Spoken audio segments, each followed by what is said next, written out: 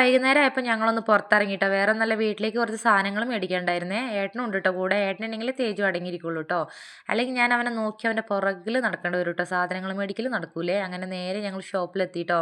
വീട്ടിലേക്കുള്ള സാധനങ്ങൾ മേടിക്കണേ. തേജു ആണെങ്കിൽ എൻ്റെ പുറകിൽ ബാസ്ക്കറ്റ് എടുത്ത് നടക്കുക കേട്ടോ. വേണ്ടതും വേണ്ടാത്ത സാധനങ്ങളൊക്കെ വാരി പെറുക്കിയിടുകയാണേ. തേജുവിനെ കൊണ്ടുവന്ന് അങ്ങനെയാട്ടോ, ഒന്നും സമ്മതിക്കൂലേ.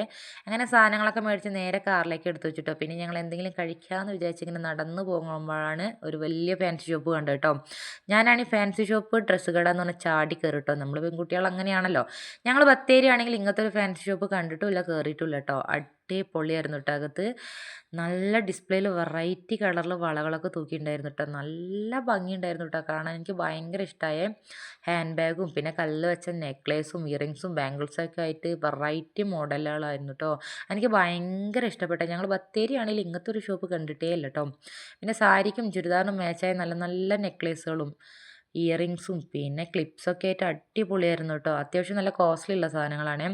സിൽവർ വെച്ച നല്ല നല്ല വളകളൊക്കെ ഉണ്ടായിരുന്നു കേട്ടോ. എനിക്ക് ഭയങ്കര ഇഷ്ടമായിട്ടോ. പിന്നെ കയറിയതല്ലേ, എന്തെങ്കിലും മേടിക്കാതെ ഇറങ്ങാൻ പറ്റില്ലല്ലോ. അങ്ങനെ ഞാൻ ഫേസ് വാഷും ഒരു സൺസ്ക്രീമും മേടിച്ചിട്ടോ. അത്യാവശ്യം നല്ല കോസ്റ്റ്ലി ഉള്ള സാധനങ്ങളാട്ടോ ഇവിടെ. പിന്നെ ഇവിടെ പറയാനുള്ളത് നല്ല സർവീസാട്ടോ അവരത്. പിന്നെ ലൊക്കേഷൻ വരുന്നത് ബത്തേരി ഐശ്വര്യ മാളിൻ്റെ നേരെ ഓപ്പോസിറ്റ് ആട്ടോ, എലീസ ഫാൻസി ഷോപ്പ്. അങ്ങനെ ഞങ്ങൾ ബില്ലൊക്കെ ചെയ്ത് നേരെ പുറത്തിറങ്ങിയിട്ടോ. പിന്നെ ഞങ്ങൾ അത് ഇതൊക്കെ കഴിച്ച് നേരെ വീട്ടിലേക്ക് വന്നു കേട്ടോ. അപ്പോൾ അത്രേ ഉള്ളൂ. എൻ്റെ വീഡിയോ ഇഷ്ടപ്പെട്ട് കഴിഞ്ഞാൽ ലൈക്കും സബ്സ്ക്രൈബും ചെയ്യാൻ മറക്കല്ലേ.